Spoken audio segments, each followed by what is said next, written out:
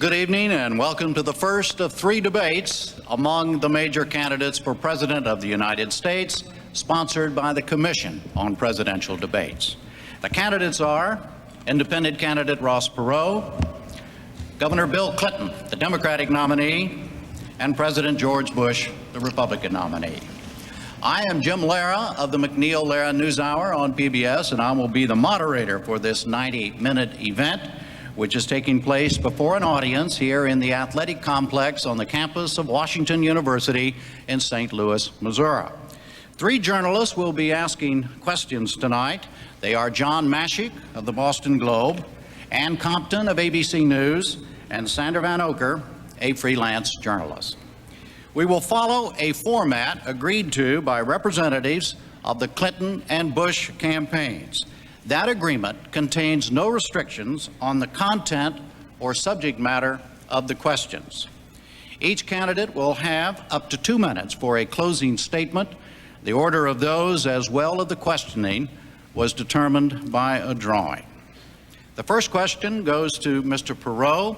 He will have 2 minutes to answer, to be followed by rebuttals of 1 minute each from Governor Clinton and then President Bush. Gentlemen, good evening. Good evening, Jim. The first topic tonight is what separates each of you from the other. Mr. Perot, what do you believe tonight is the single most important separating issue of this campaign? I think the principal issue that separates me is that 5.5 million people came together on their own and put me on the ballot. I was not put on the ballot by either of the 2 parties. I was not put on the ballot by any PAC money, by any foreign lobbyist money, by any special interest money. This is a movement that came from the people. This is the way the framers of the Constitution intended our government to be, a government that comes from the people.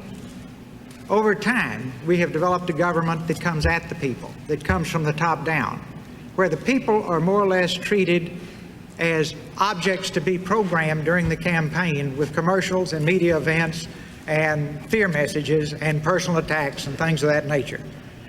The thing that separates my candidacy and makes it unique is that this came from millions of people in 50 states all over this country who wanted a candidate that worked and belonged to nobody but them.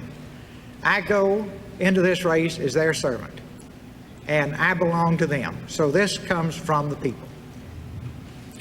Governor Clinton, 1 minute response.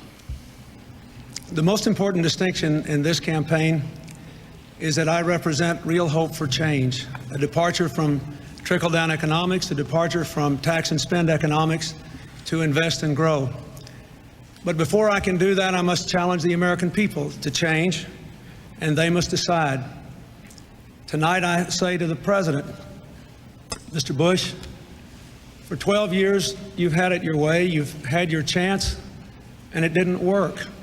It's time to change. I want to bring that change to the American people, but we must all decide first we have the courage to change for hope and a better tomorrow. President Bush, 1 minute response. Well, I think one thing that distinguishes is experience. I think we've dramatically changed the world. I'll talk about that a little bit later, but the changes are mind-boggling for world peace. Kids go to bed at night without the same fear of nuclear war. And change for change's sake isn't enough. We saw that message in the late 70s, and we heard a lot about change, and what happened, the misery index went right through the roof.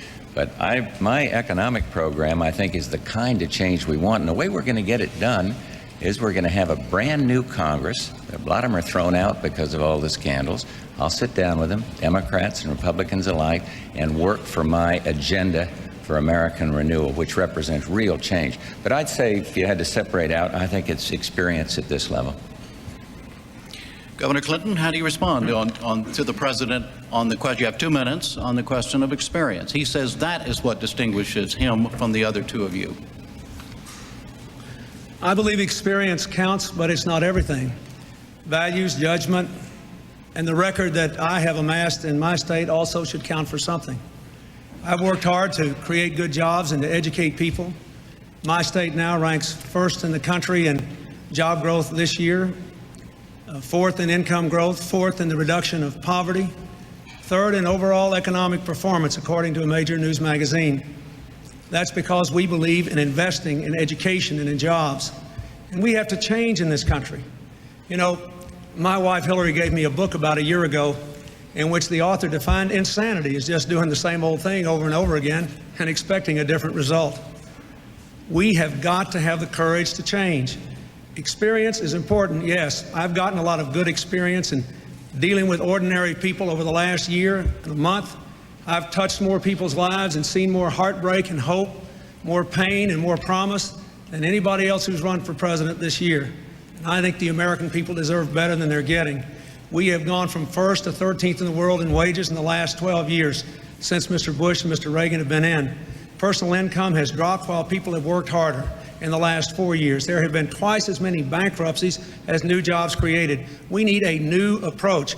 The same old experience is not relevant. We're living in a new world after the Cold War, and what works in this new world is not trickle down, not government for the benefit of the privileged few, not tax and spend, but a commitment to invest in American jobs and American education, controlling American health care costs, and bringing the American people together. That is what works. And you can have the right kind of experience and the wrong kind of experience. Mine is rooted in the real lives of real people, and it will bring real results if we have the courage to change. President Bush, 1 minute to respond. I just thought of another big difference here between me. I don't believe Mr. Perot feels this way, but I know Governor Clinton did because I want to accurately quote him. I think he said that the country is coming apart at the seams. Now, I know that the only way he can win is to make everybody believe the economy is worse than it is. But this country's not coming apart at the seams, for heaven's sakes. We're the United States of America. In spite of the economic problems, we're the most respected economy around the world. Many would trade for it. We've been caught up in a global slowdown. We can do much, much better. But we ought not to try to convince the American people that America is a country that's coming apart at the seams. I would hate to be running for president and think that the only way I could win would be to convince everybody how horrible things are. Yes, there are big problems, and yes, people are hurting, but I believe that this agenda for American renewal that I have is the answer to do it, and I believe we can get it done now, whereas we didn't in the past, because you're going to have a whole brand new bunch of people in the Congress that are going to have to listen to the same American people I'm listening to. Mr. Perot, a minute response, sir. Well, they've got a point. I don't have any experience in running up a $4 trillion debt. I don't have any experience in gridlock government where nobody takes responsibility for anything and everybody blames everybody else. I don't have any experience in creating the worst public school system in the industrialized world, the most violent, crime-ridden society in the industrialized world, but I do have a lot of experience in getting things done. So if we're at a point in history where we want to stop talking about it and do it, I've got a lot of experience in figuring out how to solve problems, making the solutions work, and then moving on to the next one. I've got a lot of experience in not taking 10 years to solve a 10-minute problem. So if it's time for action, I think I have experience that counts. If there's more time for gridlock and talk and finger pointing, I'm the wrong man. President Bush, the question goes to you. You have 2 minutes, and the question is this. Are there important issues of character separating you from these other two men? I think the American people should be the judge of that. I think character is a very important question. I said something the other day where I was accused of being like Joe McCarthy because I put it this way, I think it's wrong to demonstrate against your own country or organize demonstrations against your own country in foreign soil. I just think it's wrong. That maybe they say, well, it was a youthful indiscretion. I was 19 or 20 flying off an aircraft carrier, and that shaped me to be Commander-in-Chief of the Armed Forces. And I'm sorry, but demonstrating, it's not a question of patriotism, it's a question of character and judgment. They get on me, Bill's gotten on me about read my lips, and when I make a mistake, I'll admit it. But he has not admitted a mistake, and I just find it impossible to understand how an American can demonstrate against his own country in a foreign land, organizing demonstrations against it when young men are held prisoner in Hanoi or kids out of the ghetto were drafted. Some say, well, you're a little old-fashioned. Maybe I am, but I just don't think that's right. Now, whether it's character or judgment, whatever it is, I have a big difference here on this issue. And so we'll just have to see how it plays out. But I couldn't do that. And I don't think most Americans could do that. And they all say, well, it was a long time ago. Well, let's admit it then. Say, I made a terrible mistake. How could you be commander-in-chief of the armed forces and have some kids say, when you have to make a tough decision, as I did in Panama or in Kuwait, and then have some kid jump up and say, well, I'm not going to go. The commander-in-chief was organizing demonstrations halfway around the world during another era. So there are differences, but that's about the main area where I think we have a difference. I don't know about, we'll talk about that a little with Ross here in a bit. Mr. Perot, you have 1 minute. I think American people will make their own decisions on character. And at a time when we have work to do and we need action, I think they need to clearly understand the backgrounds of each person. I think the press can play a huge role in making sure that the backgrounds are clearly presented in an objective way. Then make a decision. Certainly anyone in the White House should have the character to be there. But I think it's very important to measure when and where things occurred. Did they occur when you were a young person in your formative years, or did they occur while you were a senior official in the federal government? When you're a senior official in the federal government spending billions of dollars of taxpayers' money, and you're a mature individual, and you make a mistake, then that was on our ticket. If you make it as a young man, time passes. So I would say just, look at all three of us, decide who you think will do the job, pick that person in November, because believe me, as I've said before, the party's over and it's time for the cleanup crew. And we do have to have change, and people who never take responsibility for anything when it happens on their watch, and people who are in charge. Your time is up. Time is up. More later. More. Governor Clinton, you have 1 minute. Ross gave a good answer, but I've got to respond directly to Mr. Bush. You have questioned my patriotism. You even brought some right-wing congressmen into the White House to plot how to attack me for going to Russia in 1969, 1970, when over 50,000 other Americans did. Now, I honor your service in World War II. I honor Mr. Perot's service in uniform and the service of every man and woman who ever served, including Admiral Crowell, who was your chairman of the Joint Chiefs and who's supporting me. But when Joe McCarthy went around this country attacking people's patriotism, he was wrong. He was wrong. And a senator from Connecticut stood up to him named Prescott Bush. Your father was right to stand up to Joe McCarthy. You were wrong to attack my patriotism. I was opposed to the war, but I love my country. And we need a president who will bring this country together, not divide it. We've had enough division. I want to lead a unified country. All right, we move now to the subject of taxes and spending. The question goes to Governor Clinton for a 2-minute answer. It will be asked by Ann Compton. Governor Clinton, can you lock in a level here tonight on where middle-income families can be guaranteed a tax cut, or at the very least, at what income level they can be guaranteed no tax increase? The tax increase I have proposed triggers in at family incomes of $200,000 and above. Those are the people who in the 1980s had their incomes go up while their taxes went down. Middle-class people, defined as people with incomes of $52,000 and down, had their incomes go down while their taxes went up in the Reagan-Bush years because of 6 increases in the payroll taxes. So that is where my income limit would trigger. Tax increases below Right. $200,000. My plan, notwithstanding my opponent's ad, my plan triggers in at gross incomes, family incomes of $200,000 and above. Then we want to give modest middle-class tax relief to restore some fairness, especially to middle-class people with families with incomes of under $60,000. In addition to that, the money that I raise from upper-income people and from asking foreign corporations just to pay the same income on their income earned in America that American corporations do, will be used to give incentives back to upper income people. I want to give people permanent incentives, an investment tax credit like President Kennedy and the Congress inaugurated in the early 60s to get industry moving again, a research and development tax credit, a low-income housing tax credit, a long-term capital gains proposal for new business and business expansions. We've got to have no more trickle down. We don't need across-the-board tax cuts for the wealthy for nothing. We need to say, here's your tax incentive if you create American jobs the old-fashioned way. I'd like to create more millionaires than were created under Mr. Bush and Mr. Reagan, but I don't want to have 4 years where we have no growth in the private sector, and that's what's happened in the last 4 years. We're down 35,000 jobs in the private sector. We need to invest and grow, and that's what I want to do. President Bush, 1 minute, sir. Well, I have to correct one thing. I didn't question the man's patriotism. I questioned his judgment and his character. What he did in Moscow, that's fine. Let him explain it. He did. I accept that. What I don't accept is demonstrating and organizing demonstrations in a foreign country when your country's at war. I'm sorry.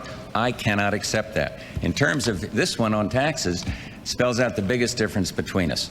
I do not believe we need to go back to the Mondale proposals or the Dukakis proposals of tax and spend. Governor Clinton says 200,000. But he also says he wants to raise $150 billion. The taxing people over 200,000 will not get you $150 billion. And then when you add in his other spending proposals, regrettably, you end up socking it to the working man. That old adage that they use, we're going to soak the rich. We're going to soak the rich. It always ends up being the poor cab driver or the working man that ends up paying the bill. And so I just have a different approach. I believe the way to get the deficit down is to control the growth of mandatory spending programs and not raise taxes on the American people. We got a big difference there. Mr. Perot, 1 minute.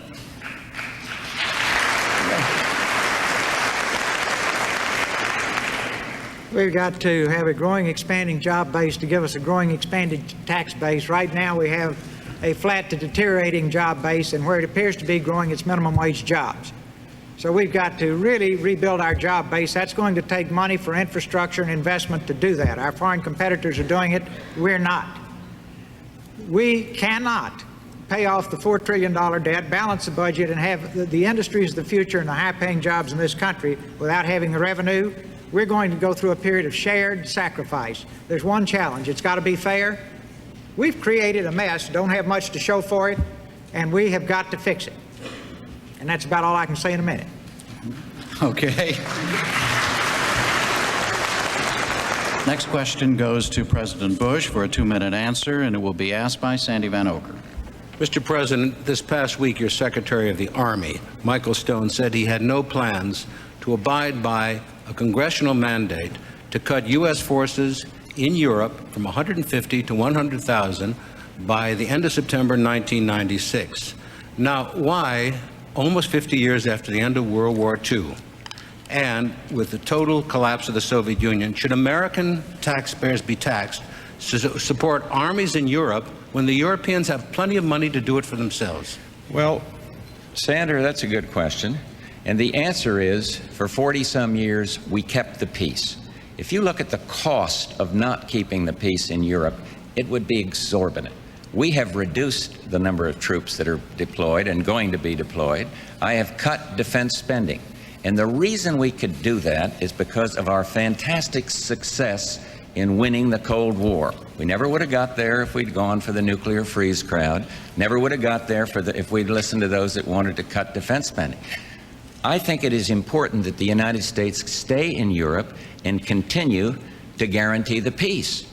We simply cannot pull back. Now, when anybody has a spending program they want to spend money on at home, they say, well, let's cut money out of the Defense Department.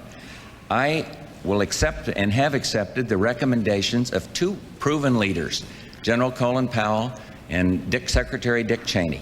They feel that the levels we're operating at and the reductions that I have proposed are proper.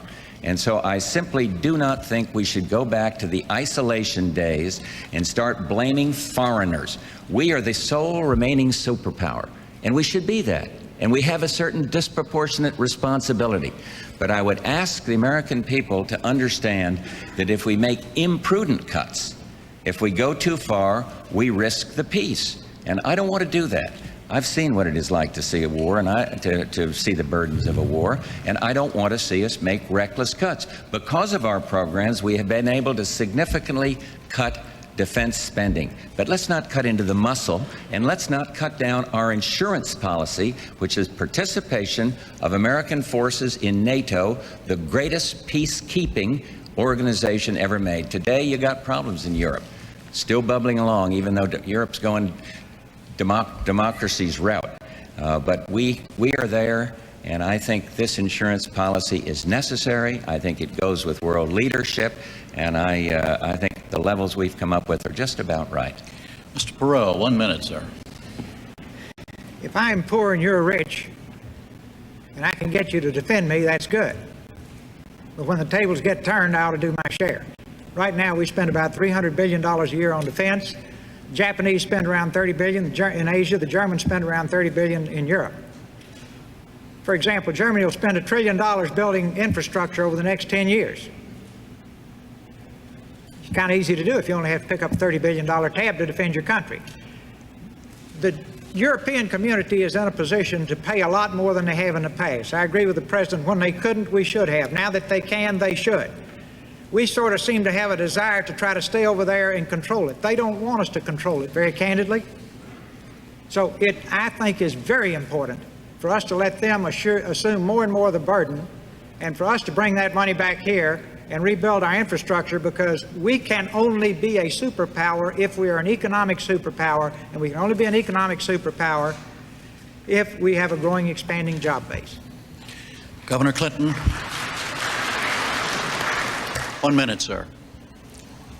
I agree with the general statement Mr. Bush made. I disagree that we need 150,000 troops to fulfill our role in Europe. We certainly must maintain an engagement there. There are certainly dangers there. There are certainly other trouble spots in the world which are closer to Europe than to the United States.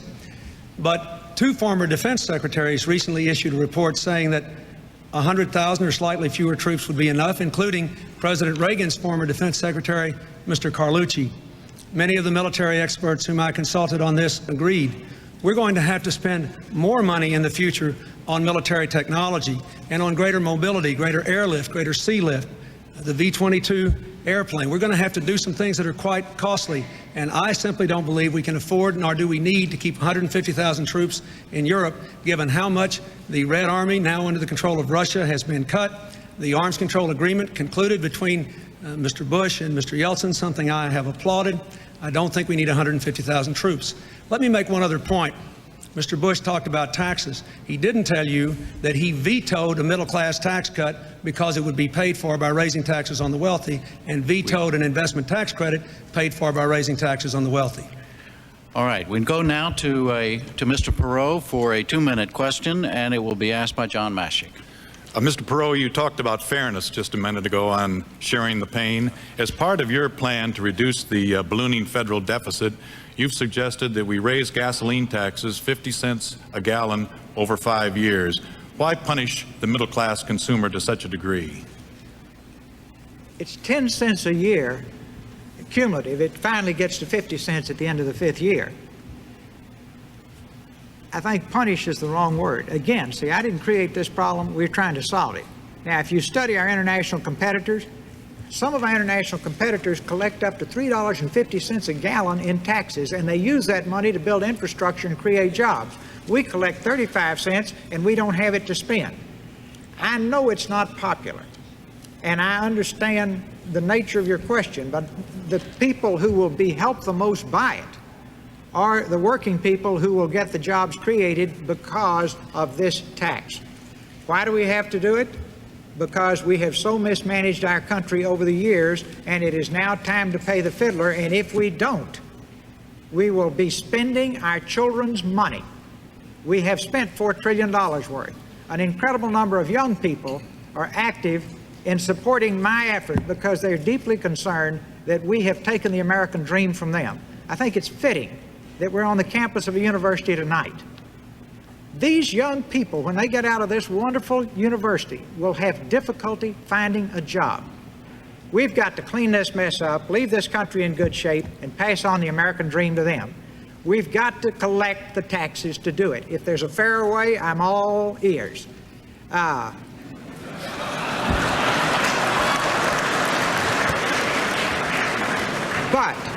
But, see, let me make it very clear. If people don't have the stomach to fix these problems, I think it's a good time to face it in November. If they do, then they will have heard the harsh reality of what we have to do. I'm not playing Lawrence Welk music tonight. All right, Governor Clinton, you have a minute, sir. I think Mr. Perot has confronted this deficit issue, but I think it's important to point out that we really have two deficits in America, not one. We have a budget deficit in the federal government, but we also have an investment, a jobs, an income deficit. People are working harder for less money than they were making 10 years ago, 2/3 of our people. A $1,600 drop in average income in just the last 2 years. The problem I have with the Perot prescription is that almost all economists who've looked at it say that if you cut the deficit this much, this quick, it will increase unemployment, it will slow down the economy. That's why I think we shouldn't do it that quickly. We have a disciplined reduction in the deficit of 50% over the next 4 years. But first, get incentives to invest in this economy, put the American people back to work. We've got to invest and grow. 9 Nobel Prize-winning economists and 500 others, including numerous Republican and Democratic business executives, have endorsed this approach because it offers the best hope to put America back to work and get our incomes rising instead of falling. President Bush, 1 minute, sir. The question was on fairness. I just disagree with Mr. Perot. I don't believe it is fair to slap a 50-cent a gallon tax over whatever many years on the people that have to drive for a living, people that go long distances. I don't think we need to do it. You see, I have a fundamental difference. I agree with what he's talking about in trying to get the spending down and the discipline, although I think we ought to totally exempt Social Security. But he's talking tough medicine, and I think that's good. I disagree with the tax and spend philosophy. You see, I don't think we need to tax more and spend more and then say that's going to make the problem better, and I'm afraid that's what I think I'm hearing from Governor Clinton. I believe what you need to do is some of what Ross is talking about: control the growth of mandatory spending and get taxes down. He's mentioned some ways to do it, and I agree with those. I've been talking about getting a capital gains cut forever, and his friends in Congress have been telling me that's a tax break for the rich. It would stimulate investment. I'm for an investment tax allowance. I am for a first-time a tax break for first-time home buyers, and with this new Congress coming in, gridlock will be gone, and I'll sit down with them and say, let's get this done. But I do not want to go the tax and spend route. All right, let's move on now to the subject of jobs. The first question goes to President Bush for 2 minutes, and John will ask that question. John? Mr. President, last month you came to St. Louis to announce a very lucrative contract for McDonnell Douglas to build F-15s for Saudi Arabia. In today's Post-Dispatch, a retired saleswoman, a 75-year-old woman named Marjorie Roberts, asked if she could ask a question of the candidate, said she wanted to register her concern about the lack of a plan to convert our defense-oriented industries into other purposes. How would you answer her? Well, I assume she was supportive of the decision on McDonnell Douglas. I assume she was supporting me on the decision to sell those airplanes. I think it's a good decision. Took a little heat for it, but I think it was the correct decision to do, and we worked it out. And indeed, we're moving forward all around the world in a much more peaceful way. So that one we came away with, which in creating jobs for the American people. I would simply say to her, look, take a look at what the president has proposed on job retraining. When you cut back on defense spending, some people are going to be thrown out of work. If you throw another 50,000 kids on the street because of cutting recklessly in troop levels, you're going to put a lot more out on work.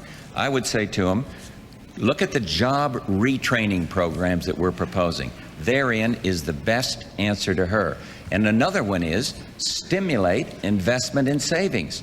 I mean, we've got big economic problems, but we are not coming apart at the seams. We're ready for a recovery with interest rates down and inflation down, the cruelest tax of all, caught up in a global slowdown right now. But that will change if you go with the programs I've talked about, and if you help with job retraining and education.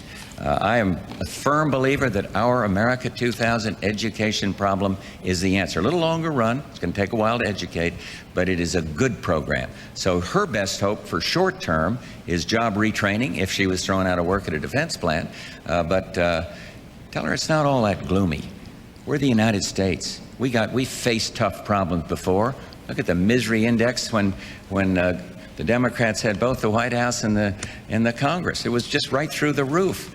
Now, we can do better, and the way to do better is not to tax and spend, but to retrain, get that control of the mandatory spending programs. I am much more optimistic about this country than some. Mr. Perot? Mr. Perot, you have 1 minute, sir. Well, your defense industries are going to have to convert to civilian industries. Many of them are. And the sooner they start, the sooner they'll finish. And there will be a significant transition. And it's very important that we not continue to let our industrial base deteriorate. We had someone who I'm sure regrets said it in the president's staff, said he didn't care whether we made potato chips or computer chips. Well, anybody that thinks about it cares a great deal. Number one, you make more making computer chips than you do potato chips. Number two, 19 out of 20 computer chips that we have in this country now come from Japan. We've given away whole industries. So as we phase these industries over, there's a lot of intellectual talent in these industries. A lot of these people and industries can be converted to the industries of tomorrow. And that's where the high-paying jobs are. We need to have a very carefully thought-through phase over. Now, we practice 19th century capitalism. The rest of the world practices 21st century capitalism. We've got, I can't handle that in a minute, but I hope we can get back into it later. In the rest of the world, the countries and the businesses would be working together to make this transition in an intelligent way. Governor Clinton, you have 1 minute, sir. We must have a transition plan to convert from a defense to a domestic economy. No other nation would have cut defense as much as we already have without that. There are 200,000 people unemployed in California alone because we have cut defense without planning to retrain them and to reinvest in the technologies of the future here at home. That is what I want to do. This administration may say they have a plan, but the truth is they have not even released all the money, the paltry sum of money that Congress appropriated. I want to take every dollar by which we reduce defense and reinvest it in technologies for the 21st century, in new transportation and communication and environmental cleanup technologies. Let's put the American people to work, and let's build the kind of high-tech, high-wage, high-growth economy that the American people deserve. All right, the next question goes to Mr. Perot for a 2-minute answer. It will be asked by Ann. Ann? Mr. Perot, you talked a minute ago about rebuilding the job base, but is it true what Governor Clinton just said, that means that unemployment will increase, that it'll slow the economy? And how would you specifically use the powers of the presidency to get more people back into good jobs immediately? Step one, the American people send me up there the day after election. I'll get with the Congress. We won't even wait till inauguration. And I'll ask the president to help me, and I'll ask his staff to help me. And we will start putting together teams to take all the plans that exist and do something with them. Please understand, there are great plans lying all over Washington. Nobody ever executes. It's like having a blueprint for a house you never built. You don't have anywhere to sleep. Now, our challenge is to take these things, do something with them. Step one, you want to put America back to work, clean up the small business problem. Have one task force that work on that. The second, you've got your big companies that are in trouble, including the defense industries. Have another one on that. Have a third task force on new industries of the future to make sure we nail those for our country and they don't wind up in Europe and Asia. Convert from 19th to 21st century capitalism. See, we have an adversarial relationship between government and business. Our international competitors that are cleaning our plate have an intelligent relationship between government and business and a supportive relationship. Then have another task force on crime, because next to jobs, our people are concerned about their safety. Health care, schools, one on the debt and deficit, and finally in that 90-day period before the inauguration, put together the framework for the town hall and give the American people a Christmas present. Show them by Christmas the first cut at these plans. By the time Congress comes into session, to go to work, have those plans ready to go in front of Congress, then get off to a flying start in '93 to execute these plans. Now, there are people in this room and people on this stage who've been in meetings when I would sit there and say, is this one we're going to talk about or do something about? Well, obviously, my orientation is let's go do it. Now, put together your plans by Christmas. Be ready to go when Congress goes. Nail these things. Small business, you've got to have capital, you've got to have credit, and many of them need mentors or coaches. And we can create more jobs there in a hurry than any other place. Governor Clinton, 1 minute. This country desperately needs a jobs program, and my first priority would be to pass a jobs program, to introduce it on the first day I was inaugurated. I would meet with the leaders of the Congress, with all the newly elected members of the Congress.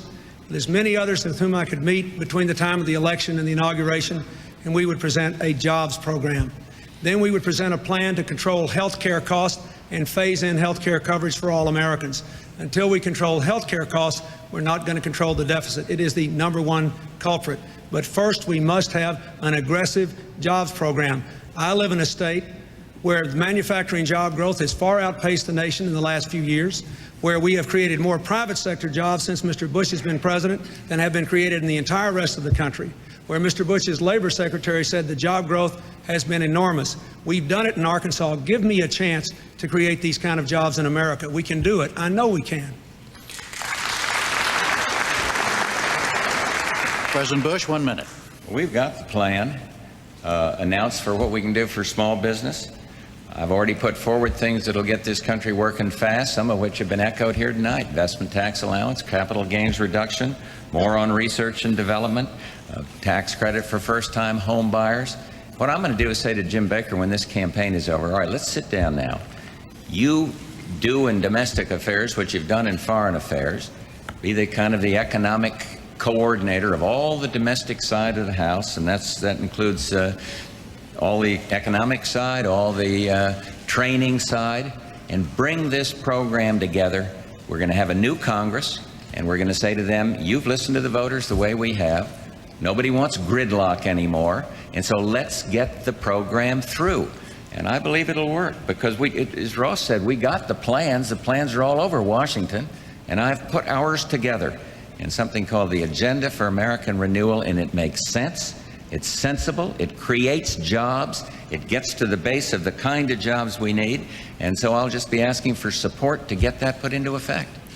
All right, the next question goes to Governor Clinton for 2 minutes. It will be asked by Sandy. Governor Clinton, when a president running for the first time gets into the office and wants to do something about the economy, he finds in Washington there's a person who has much more power over the economy than he does. The chairman of the Federal Reserve Board, accountable to no one. That being the case, would you go along with proposals made by Treasury Secretary James Brady and Congressman Lee Hamilton to make the Federal Reserve Board chairman somehow more accountable to elected officials? Well, let me say that I think that we might ought to review the terms and the way it works, but frankly, I don't think that's the problem today. We have low interest rates today. At least we have low interest rates that the Fed can control. Our long-term interest rates are still pretty high because of our deficit and because of our economic performance. And there was a terrible reaction internationally to Mr. Bush saying he was going to give us 4 more years of trickle-down economics, another across-the-board tax cut, and most of it going to the wealthy with no real guarantee of investment. But I think the important thing is to use the powers the president does have on the assumption that given the condition of this economy, we're going to keep interest rates down if we have the discipline to increase investment and reduce the debt at the same time. That is my commitment. I think the American people are hungry for action. I think Congress is hungry for someone who will work with them instead of manipulate them, someone who will not veto a bill that has an investment tax credit, middle-class tax relief, research and development tax credits, as Mr. Bush has done. Give me a chance to do that. I don't have to worry, I don't think, in the near term about the Federal Reserve. Their policies, so far, it seems to me, are pretty sound. President Bush, you have 1 minute. I don't think the Fed ought to be put under the executive branch. There is separation there. I think that's fine. Alan Greenspan is respected. I've had some arguments with him about the speed in which we might have lowered rates. But Governor Clinton, He talks about the reaction to the markets. There was a momentary fear that he might win, and that the markets went down like that. So I don't think we can judge on. The stock market has been strong. It's been very strong since I've been president, and they recognize we got great difficulties, but they're also much more optimistic than the pessimists we have up here tonight. In terms of vetoing tax bills, you're darn right. I am going to protect the American taxpayer against the spend and tax Congress, and I'm going to keep on vetoing them because I don't think we are taxed too little. I think the government's spending too much. So Governor Clinton can label it tax for the rich or anything he wants. I'm going to protect the working man by continuing to veto and to threaten veto until we get this new Congress, when then we're going to move forward on our plan. I've got to protect them. Mr. Perot, 1 minute. Keep the Federal Reserve independent, but let's live in a world of reality. We live in a global economy, not a national economy. These interest rates we have now don't make any sense. We have a $4 trillion debt, and only in America would you finance 70% of it 5 years or less. So 70% of our debt is 5 years or less. It's very interest sensitive. We have a 4% gap between what we pay for treasuries and what Germany pays for 1 to 5 year treasuries.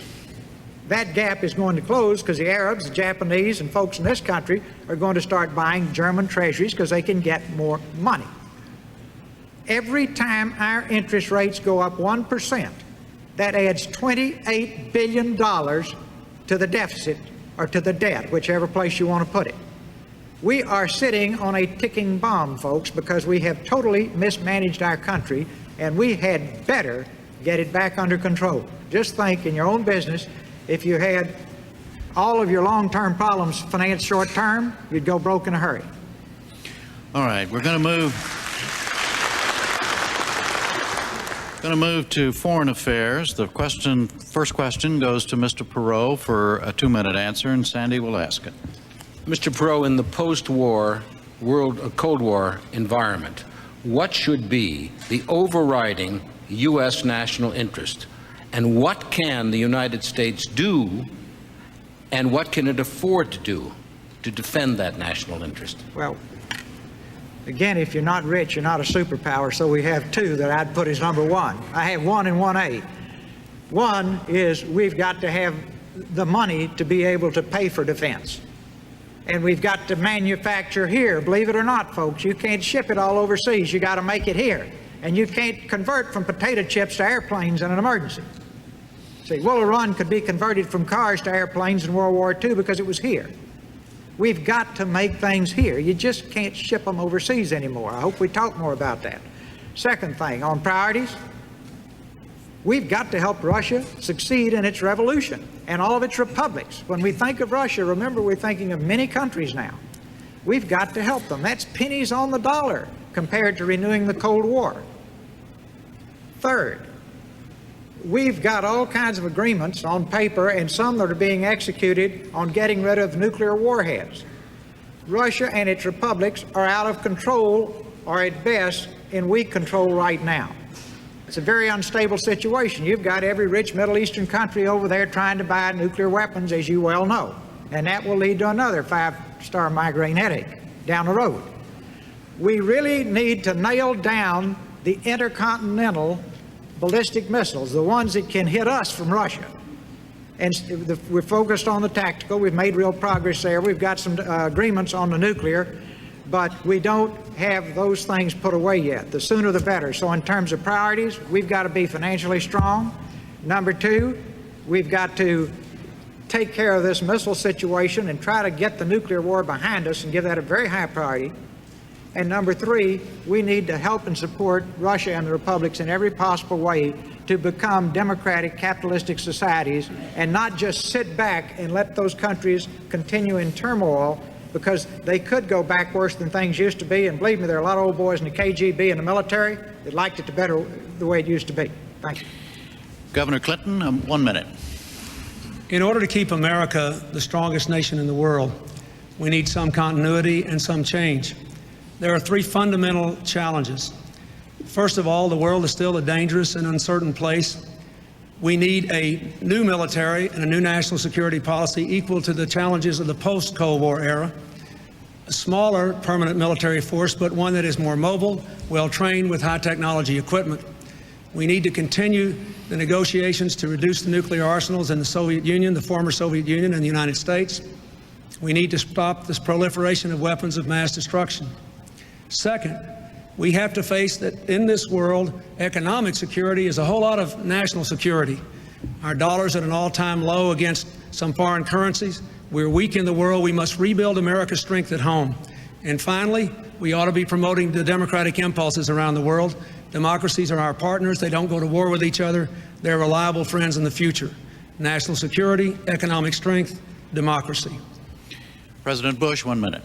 Well, we still are the envy of the world in terms of our military. There's no question about that.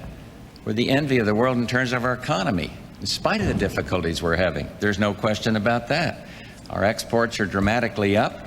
I might say to Mr. Perot, I can understand why you might have missed it, because there's so much fascination by trivia, but I worked out a deal with Boris Yeltsin to eliminate, get rid of entirely the most destabilizing weapons of all, the SS-18, the big intercontinental ballistic missile. I mean, that's been done.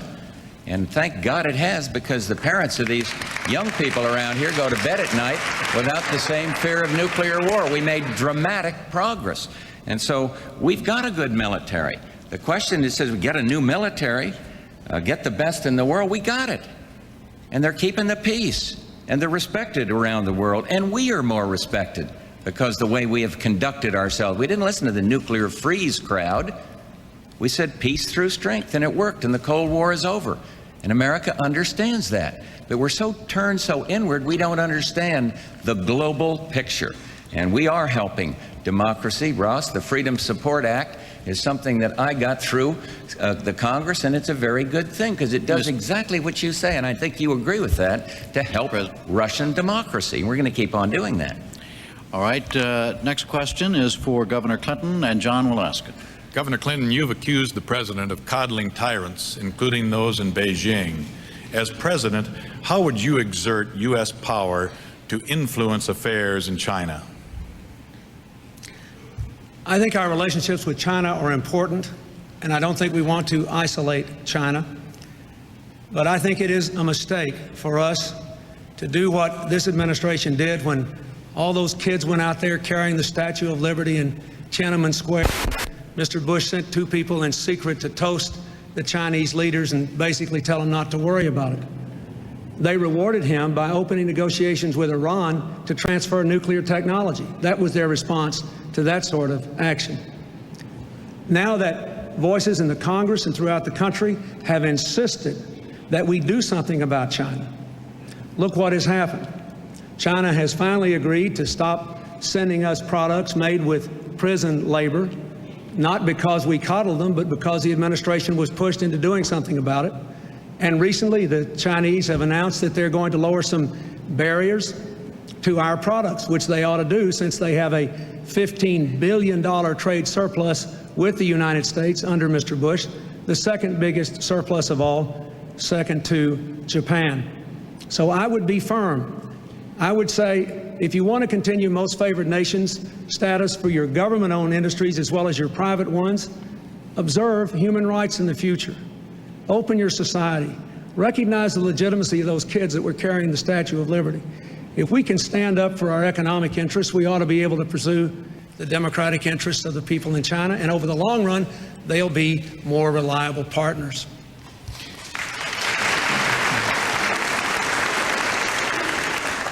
President Bush, you have 1 minute. Well, the administration was the first major country to stand up against the abuse in Tiananmen Square.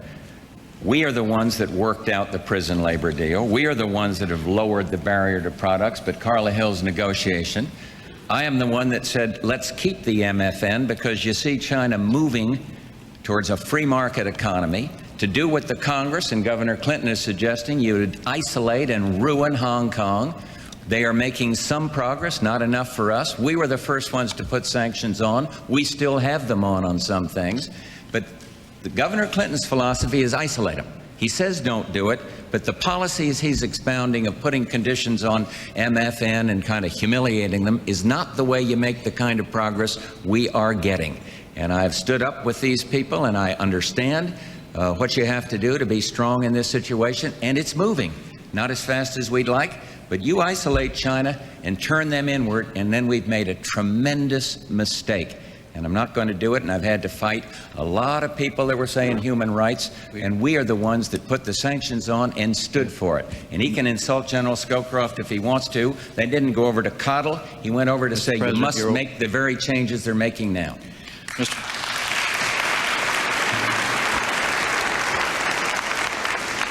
One minute, Mr. Perot. China's a huge country, broken into many provinces. It has some very elderly leaders that will not be around too much longer. Capitalism is growing and thriving across big portions of China. Asia will be our largest trading partner in the future. It will be a growing and a closer relationship. We have a delicate, tight wire walk that we must go through at the present time to make sure that we do not cozy up to tyrants, to make sure that they don't get the impression that they can suppress their people. But time is our friend there, because their leaders will change in not too many years, worst case. And their country is making great progress. One last point on the missiles. I don't want the American people to be confused. We have written agreements, and we have some missiles that have been destroyed. But we have a huge number of intercontinental ballistic missiles that are still in place in Russia. The fact that you have an agreement is one thing. Till they're destroyed, some crazy person can either sell them or use them. All right, the next question goes to President Bush for a 2-minute answer, and Ann will ask it. Mr. President, how can you watch the killing in Bosnia and the ethnic cleansing or the starvation and anarchy in Somalia and not want to use America's might, if not America's military, to try to end that kind of suffering? And both of them are very complicated situations. And I vowed something because I learned something from Vietnam. I am not going to commit U.S. forces until I know what the mission is, till the military tell me that it can be completed, until I know how they can come out. We are helping. American airplanes are helping today on humanitarian relief for Sarajevo. It is America that's in the lead in helping with humanitarian relief for Somalia. But when you go to put somebody else's son or daughter into war, I think you got to be a little bit careful, and you have to be sure that there's a military plan that can do this. You have ancient ethnic rivalries that have cropped up as Yugoslavia is dissolved or getting dissolved, and it isn't going to be solved by sending in the 82nd Airborne. And I'm not going to do that as Commander-in-Chief. I am going to stand by and use the moral persuasion of the United States to get satisfaction in terms of prison camps, and we're making some progress there, and in terms of getting humanitarian relief in there. And right now, as you know, the United States took the lead in a no-fly operation up there, in a no-fly order up in the United Nations. We're working through the international organizations. That's one thing I learned by forging that tremendous and highly successful coalition against Saddam Hussein, the dictator. Work internationally to do it. I am very concerned about it. I'm concerned about ethnic cleansing. I'm concerned about attacks on Muslims, for example, over there.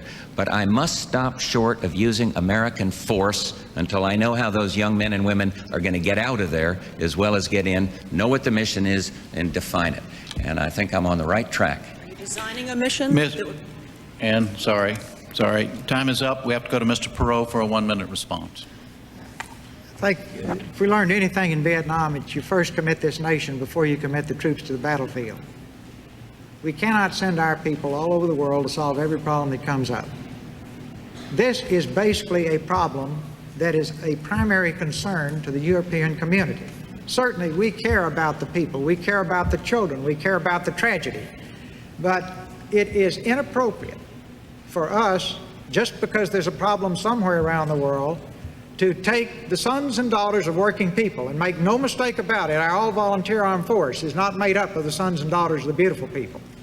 It's the working folks who send their sons and daughters to war, with a few exceptions.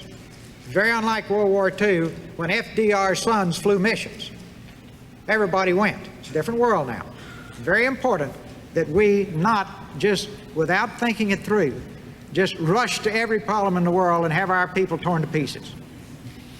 Governor Clinton, 1 minute. I agree that we cannot commit ground forces to become involved in the quagmire of Bosnia or in the tribal wars of Somalia. But I think that it's important to recognize that there are things that can be done short of that, and that we do have interest there. There are, after all, 2 million refugees now because of the problems in what was Yugoslavia, the largest number since World War II. And there may be hundreds of thousands of people who will starve or freeze to death in this winter. The United States should try to work with its allies and stop it. I urged the President to support this air cover, and he did, and I applaud that. I applaud the no-fly zone, and I know that he's going back to the United Nations to try to get authority to enforce it. I think we should stiffen the embargo on the Belgrade government, and I think we have to consider whether or not we should lift the arms embargo now on the Bosnians, since they are in no way in a fair fight with a heavily armed opponent bent on ethnic cleansing. We can't get involved in the quagmire, but we must do what we can. All right, moving on now to divisions in our country. The first question goes to Governor Clinton for 2 minutes, and Ann will ask it. Governor Clinton, can you tell us what your definition of the word family is? A family involves at least one parent, whether natural or adoptive, or foster, and children. A good family is a place where love and discipline and good values are transmuted from the elders to the children. A place where people turn for refuge and where they know they're the most important people in the world. America has a lot of families that are in trouble today. There's been a lot of talk about family values in this campaign. I know a lot about that. I was born to a widowed mother who gave me family values and grandparents. I've seen the family values of my people in Arkansas. I've seen the family values of all these people in America who are out there killing themselves, working harder for less, in a country that's had the worst economic years in 50 years and the first decline in industrial production ever. I think the President owes it to family values to show that he values America's families. Whether there are people on welfare, you're trying to move from welfare to work, the working poor, whom I think deserve a tax break to lift them above poverty if they've got a child in the house and working 40 hours a week, working families who deserve a fair tax system and the opportunity for constant retraining. They deserve a strong economy, and I think they deserve a Family and Medical Leave Act. 72 other nations have been able to do it. Mr. Bush vetoed it twice because he says we can't do something 72 other countries do, even though there was a small business exemption. So with all the talk about family values, I know about family values. I wouldn't be here without them. The best expression of my family values is that tonight's my 17th wedding anniversary, and I'd like to close my question by just wishing my wife a happy anniversary and thanking my daughter for being here.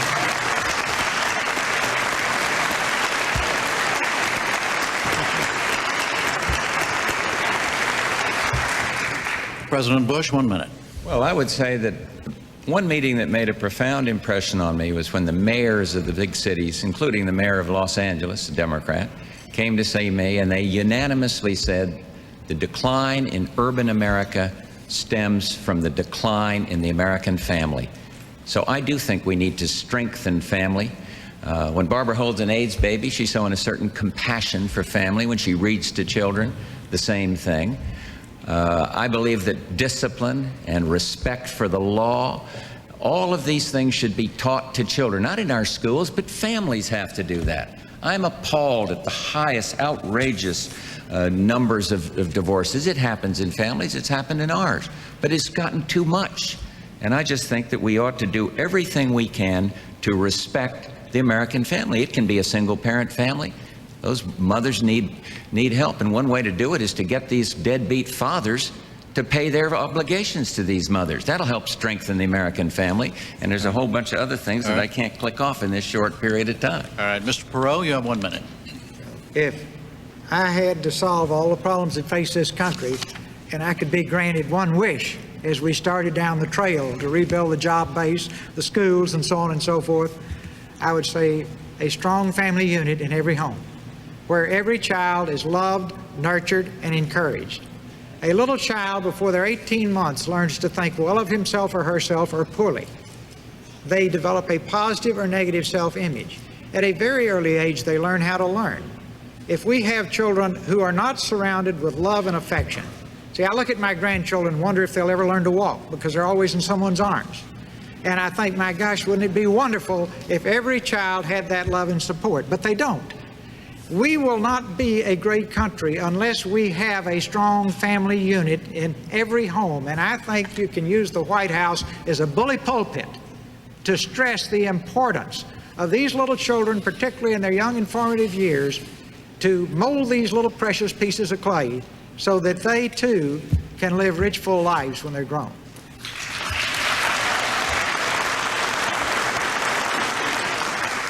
New question, 2-minute answer, goes to President Bush. Sandy will ask it.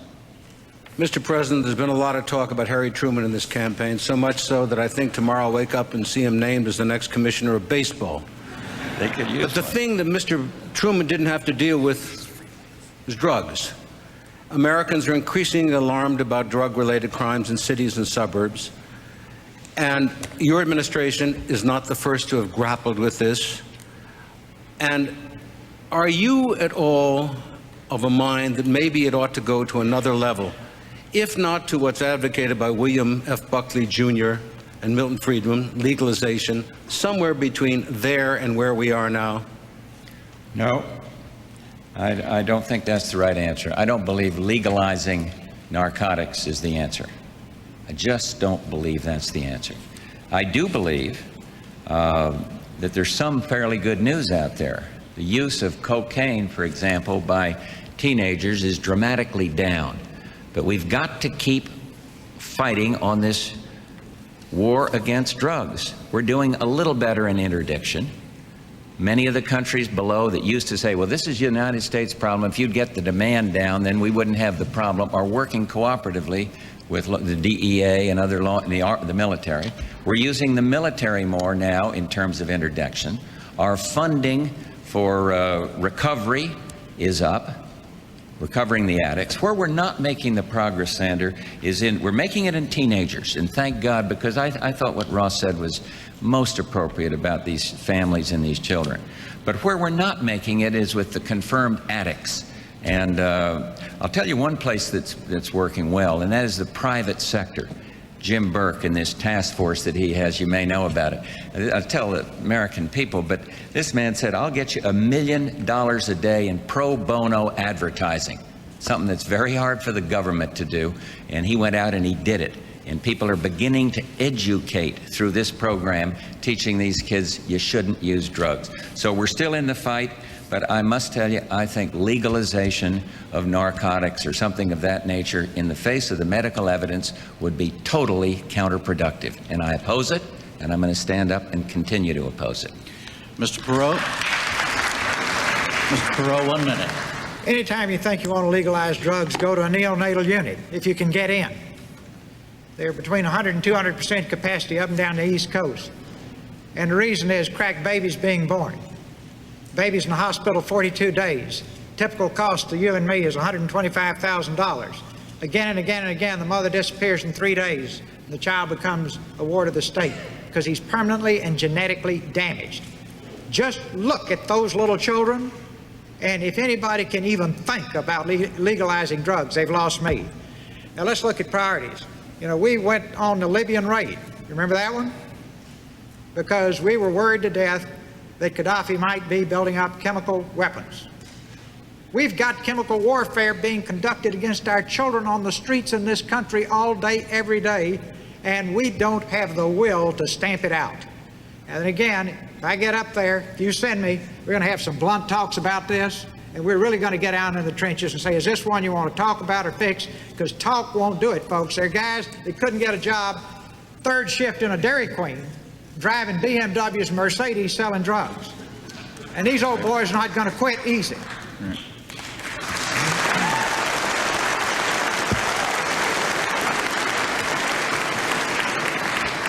Governor Clinton, 1 minute.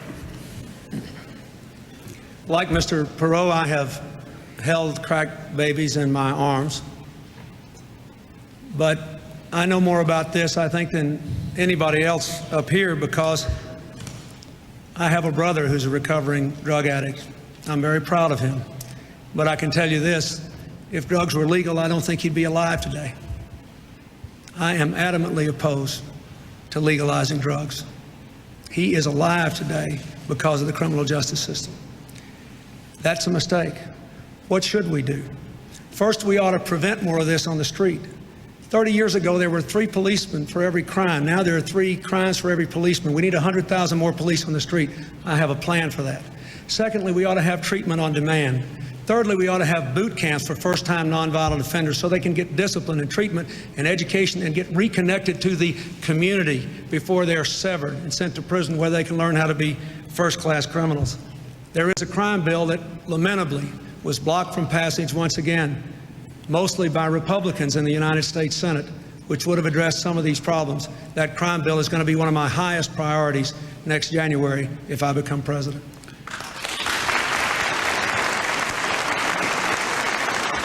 Next question is to you, Mr. Perot. You have 2 minutes to answer it, and John will ask it.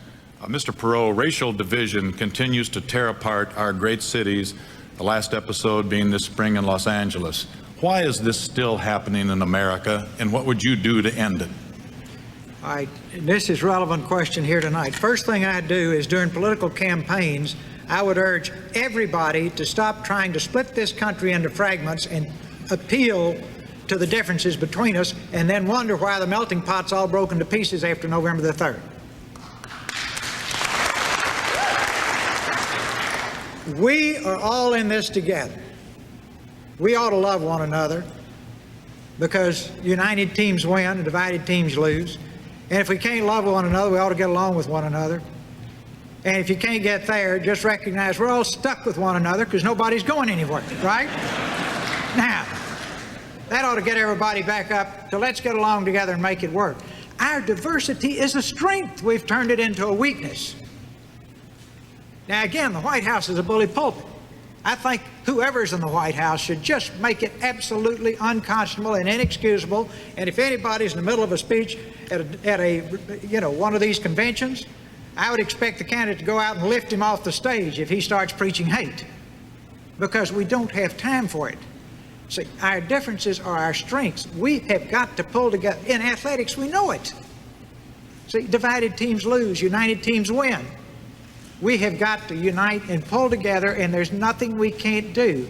But if we sit around blowing all this energy out the window on racial strife and hatred, we are stuck with a sure loser, because we have been a melting pot. We're becoming more and more of a melting pot.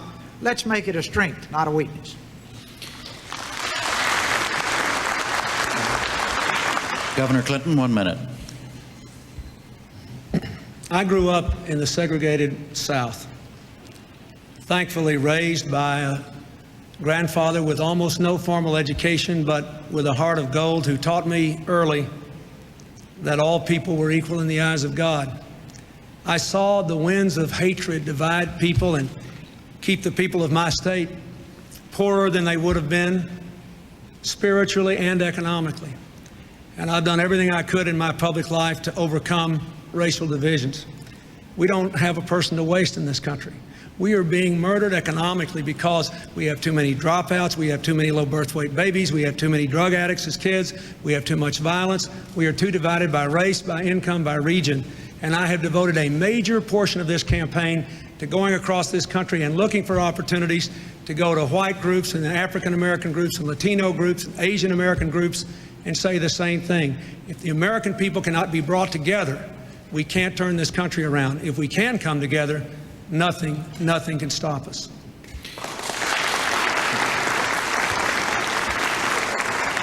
Mr. President, 1 minute. Well, I think Governor Clinton is committed. I do think it's fair to note, he can rebut it, that Arkansas is one of the few states that doesn't have any civil rights legislation. I've tried to use the White House as the bully pulpit, speaking out against discrimination.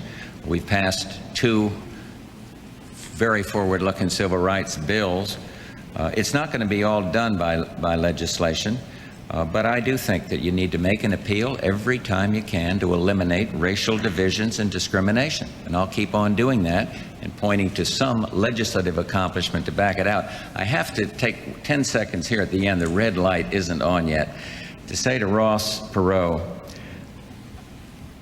please don't say to the DEA agents on the street that we don't have the will to fight drugs. Please, I've watched these people. The same for our local law enforcement people. We're backing up every way we possibly can. But maybe you meant that some in the country don't have the will to fight it, but those that are out there on the front line, as you know, you've been a strong backer of law enforcement. Really, I just want to clear that up, have the will to fight it, and frankly, some of them are giving their lives. Time, Mr. President. All right, let's go now to another subject, the subject of health. The first question for 2 minutes is to President Bush, and John will ask it. Mr. President, yesterday, tens of thousands of people paraded past the White House to demonstrate their concern about the disease AIDS. A celebrated member of your commission, Magic Johnson, quit, saying that there was too much inaction. Where is this widespread feeling coming from that your administration is not doing enough about AIDS? Coming from the political process, we have increased funding for AIDS. We've doubled it on research and on every other aspect of it. My request for this year was $4.9 billion for AIDS, 10 times as much per AIDS victim as per cancer victim. I think that we're showing the proper compassion and concern. So I can't tell you where it's coming from, but I am very much concerned about AIDS, and I believe that we've got the best researchers in the world out there at NIH working the problem. We're funding them. I wish there was more money, but we're funding them far more than any time in the past, and we're going to keep on doing that. I don't know, I was a little disappointed in Magic because he came to me and I said, now, if you see something we're not doing, get a hold of me, call me, let me know. He went to one meeting, and then we heard that he was stepping down. So he's been replaced by Mary Fisher, who electrified the Republican convention by talking about the compassion and the concern that we feel. It was a beautiful moment, and I think she'll do a first-class job on that commission. So I think the appeal is, yes, we care. And the other thing is, part of AIDS, it's one of the few diseases where behavior matters. And I once called on somebody, well, change your behavior. If the behavior you're using prone to cause AIDS, change the behavior. Next thing I know, one of these ACT UP groups is out saying Bush ought to change his behavior. You can't talk about it rationally. The extremes are hurting the AIDS cause.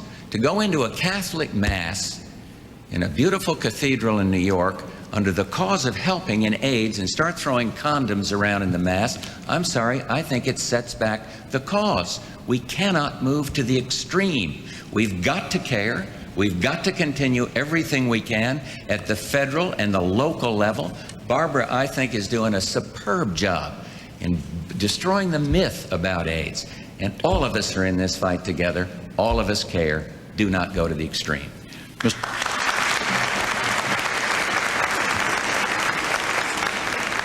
1 minute, Mr. Perot. First, I think Mary Fisher was a great choice. We're lucky to have her heading the commission. Secondly, I think one thing that if I were sent to do the job, I would sit down with FDA, look exactly where we are. Then I would really focus on, let's get these things out. If you're going to die, you don't have to go through this 10-year cycle that FDA goes through on new drugs. Believe me, people with AIDS are more than willing to take that risk. And we could be moving out to the human population a whole lot faster than we are on some of these new drugs. So I think we can expedite the problem there. Let me go back a minute to racial divisiveness. All-time low in our country was the Judge Thomas Anita Hill hearings, and those senators ought to be hanging their heads in shame for what they did there. Second thing, not many times in your life when you get to talk to the whole country, but let me just say this to all of America. If you hate people, I don't want your vote. That's how strongly I feel about it. Governor Clinton, 1 minute. Over 150,000 Americans have died of AIDS. Well over 1.25 million Americans are HIV positive. We need to put one person in charge of the battle against AIDS to cut across all the agencies that deal with it. We need to accelerate the drug approval process. We need to fully fund the act named for that wonderful boy, Ryan White, to make sure we're doing everything we can on research and treatment. And the president should lead a national effort to change behavior, to keep our children alive in the schools, responsible behavior, to keep people alive. This is a matter of life and death. I've worked in my state to reduce teen pregnancy and illness among children, and I know it's tough. The reason Magic Johnson resigned from the AIDS Commission is because the statement you heard tonight from Mr. Bush is the longest and best statement he's made about it in public. And I'm proud of what we did at the Democratic Convention, putting 2 HIV-positive people on the platform, and I'm proud of the leadership that I'm going to bring to this country in dealing with the AIDS crisis.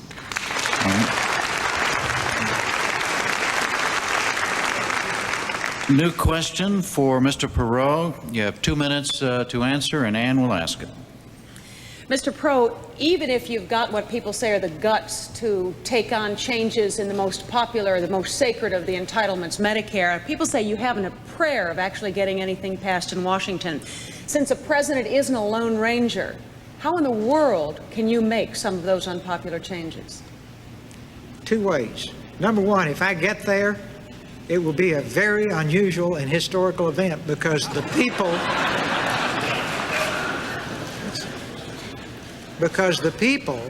not the special interests, put me there. I will have a unique mandate. I have said again and again, and this really upsets the establishment in Washington, that we're going to inform the people in detail on the issues through an electronic town hall so that they really know what's going on.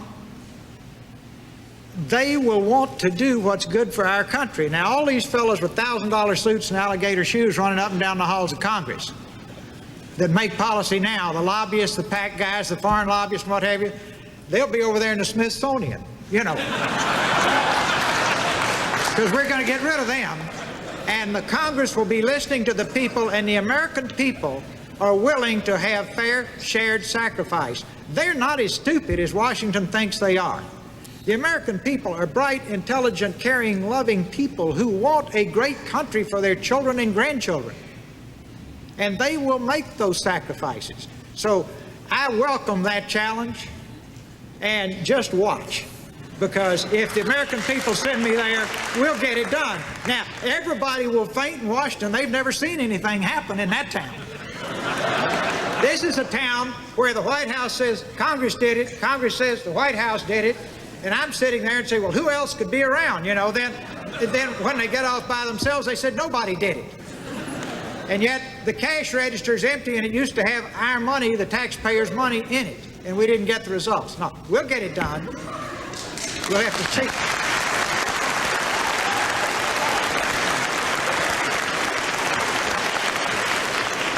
Governor, 1 minute. Ross, that's a great speech, but it's not quite that simple. I mean, look at the facts. Both parties in Washington, the president and the Congress, have cut Medicare. The average senior citizen is spending a higher percentage of income on health care today than they were in 1965 before Medicare came in. The president's got another proposal to require them to pay $400 a year more for the next 5 years. But if you don't have the guts to control cost by changing the insurance system and taking on the bureaucracies and the regulation of health care in the private and public sector, you can't fix this problem. Costs will continue to spiral. And just remember this, folks. A lot of folks on Medicare are out there every day making the choice between food and medicine. Not poor enough for Medicare, Medicaid, not wealthy enough to buy their medicine.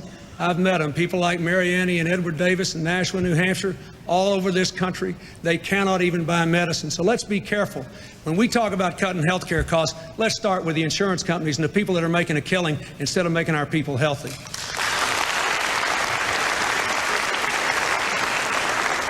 1 minute, President Bush. Well, first place, I'd like to clear up something, because every 4 years, the Democrats go around and say, hey, Republicans are going to cut Social Security and Medicare. They started it again.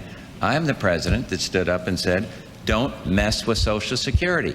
And I'm not going to, and we haven't. And we are not going to go after the Social Security recipient. I have one difference with Mr. Perot on that, because I don't think we need to touch Social Security.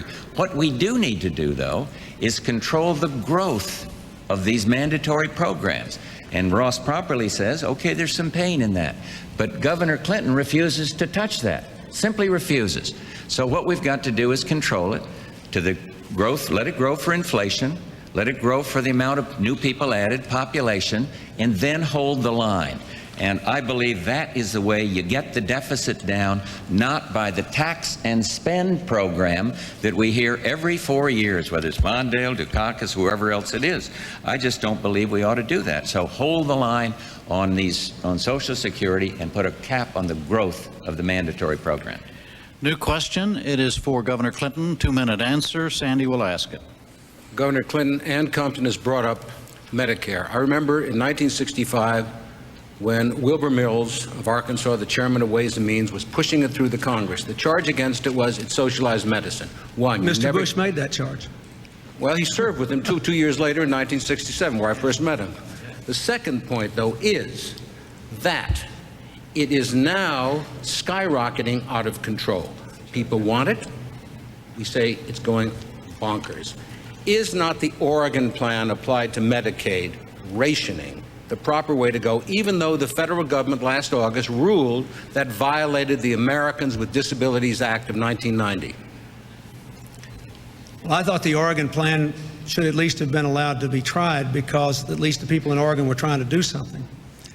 But let me go back to the main point, Sandy.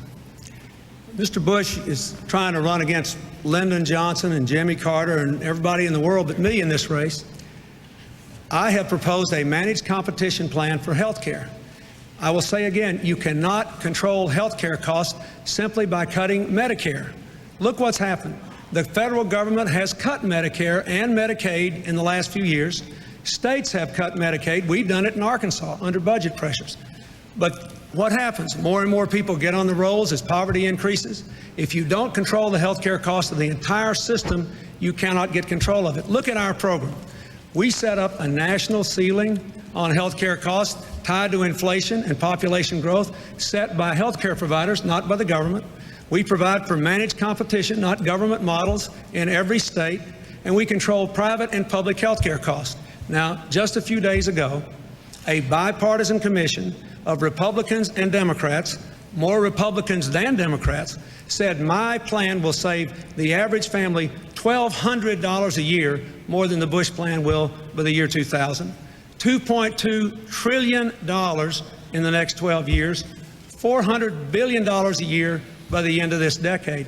I've got a plan to control health care costs, but you can't just do it by cutting Medicare. You have to take on the insurance companies, the bureaucracies, and you have to have cost controls, yes. But keep in mind, we are spending 30% more on health care than any country in the world, any other country.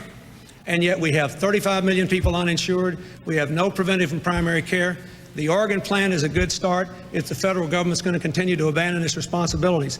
I say if Germany can cover everybody and keep costs under inflation, if Hawaii can cover 98% of their people at lower health care costs than the rest of us, if Rochester, New York can do it with 2/3 of the cost of the rest of us, America can do it too. I'm tired of being told we can't. I say we can. We can do better, and we must.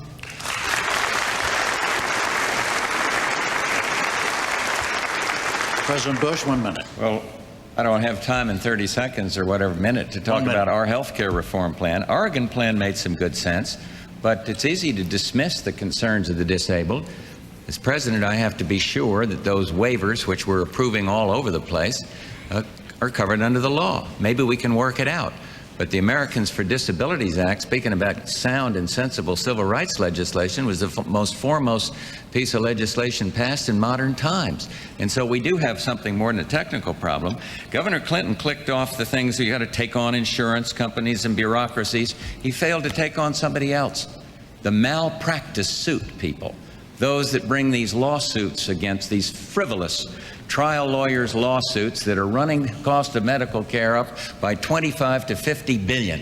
And he refuses to put anything controls on these crazy lawsuits. If you want to help somebody, don't run the costs up by making doctors have to have 5 or 6 tests where one would do for fear of being sued, or have somebody along the highway not stop to pick up a guy and help him because he's afraid a trial lawyer will come along and sue him. We're suing each other too much and caring for each other too little.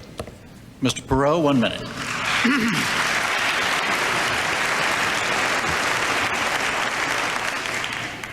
We got the most expensive health care system in the world, ranks behind 15 other nations when we come to life expectancy, and 22 other nations when we come to infant mortality. So we don't have the best. Pretty simple, folks. If you're paying more and you don't have the best, if all else fails, go copy the people who have the best who spend less, right? Well, we can do better than that. Again, we've got plans lying all over the place in Washington. Nobody ever implements them. Now I'm back to square one. If you want to stop talking about it and do it, then I'll be glad to go up there and we'll get it done. But if you just want to keep the music going, just stay traditional this next time around. And this 4 years from now, you'll have everybody blaming everybody else for a bad health care system. Talk is cheap. Words are plentiful. Deeds are precious. Let's get on with it.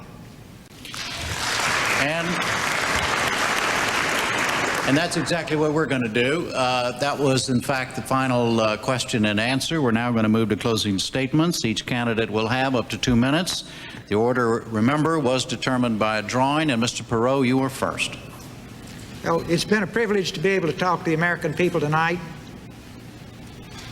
I make no bones about it. I love this country. I love the principle it's founded on. I love the people here. I don't like to see the country's principles violated. I don't like to see the people in a deteriorating economy and a deteriorating country because our government has lost touch with the people. The people in Washington are good people. We just have a bad system. We've got to change the system. It's time to do it because we have run up so much debt that time is no longer our friend. We've got to put our house in order. When you go to bed tonight, look at your children. Think of their dreams. Think of your dreams as a child and ask yourself, isn't it time to stop talking about it? Isn't it time to stop creating images? Isn't it time to do it? Aren't you sick of being treated like an unprogrammed robot? Every 4 years, they send you all kinds of messages to tell you how to vote and then go back to business as usual. They told you at the Tax and Budget Summit that if you agreed to a tax increase, we could balance a budget. They didn't tell you that that same year they increased spending $1.83 for every dollar we increased taxes. That's Washington in a nutshell right there. In the final analysis, I'm doing this for your children. So when you look at them tonight, there's another group that I feel very close to, and these are the men and women who fought on the battlefield, the children, the families, the ones who died, the people who left parts of their bodies over there. I'd never ask you to do anything for me, but I owe you this, and I'm doing it for you. And I can't tell you what it means to me at these rallies when I see you, and you come up, and the look in your eyes, and I know how you feel, and you know how I feel. And then I think of the older people who are retired. They grew up in the Depression. They fought and won World War II. We owe you a debt we can never repay you, and the greatest repayment I can ever give is to recreate the American dream for your children and grandchildren. I'll give it everything I have if you want me to do it.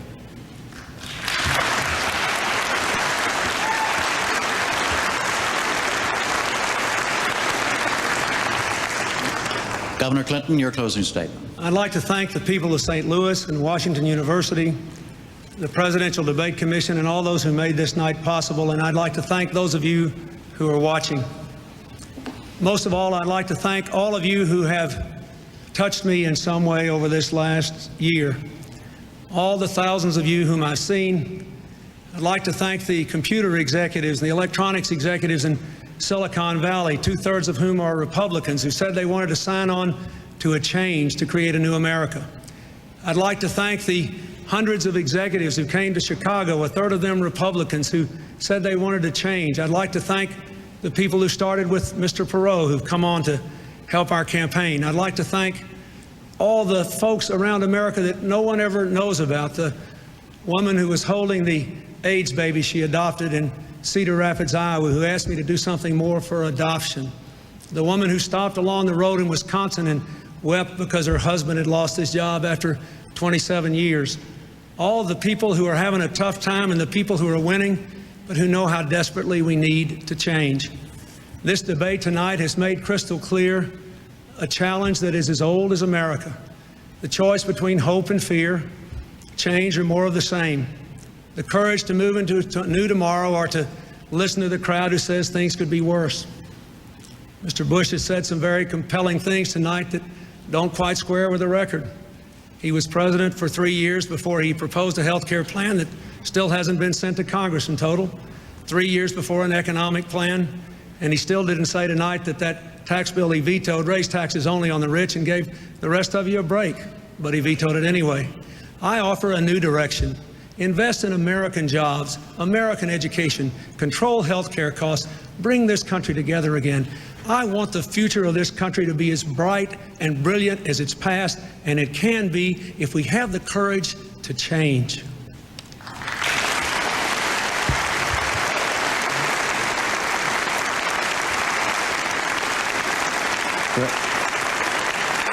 President Bush, your closing statement. Well, let me tell you a little what it's like to be president. In the Oval Office, you can't predict what kind of crisis is going to come up. You have to make tough calls. You can't be on one hand this way and one hand another. You can't take different positions on these difficult issues. And then you need a philosophical, I'd call it a philosophical underpinning. Mine for foreign affairs is democracy and freedom. And look at the dramatic changes around the world. Cold War is over. Soviet Union is no more, and we're working with a democratic country. Poland, Hungary, Czechoslovakia, the Baltics are free. Take a look at the Middle East. We had to stand up against a tyrant. The United States came together, and we haven't in many, many years. And we kicked this man out of Kuwait. And in the process, as a result of that will and that decision and that toughness, we now have ancient enemies talking peace in the Middle East. Nobody would have dreamed it possible. And I think the biggest dividend of making these tough calls is the fact that we are less afraid of nuclear war. Every parent out there has much less worry that their kids are going to be faced with nuclear holocaust. All this is good. On the domestic side, what we must do is have change that empowers people, not change for the sake of change, tax and spend. We don't need to do that anymore. What we need to do is empower people. We need to invest and save. We need to do better in education. We need to do better in job retraining. We need to expand our exports, and they're going very, very well indeed, and we need to strengthen the American family. I hope, as president, that I've earned your trust. I've admitted it when I make a mistake, but then I go on and help try to solve the problems. I hope I've earned your trust, because a lot of being president is about trust and character. And I ask for your support for 4 more years to finish this job. Thank you very, very much.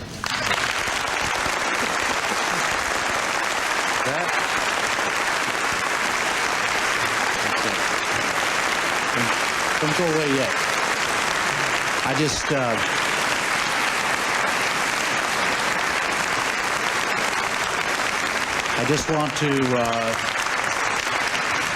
just want to thank the 3 panelists and thank the 3 candidates for participating, President Bush, Governor Clinton, and Mr. Perot. They will appear again together on October the 15th and again on October 19th. The next Tuesday, there will be a debate among the 3 candidates for Vice President. And for now, from Washington University in St. Louis, Missouri, I'm Jim Lara. Thank you and good night.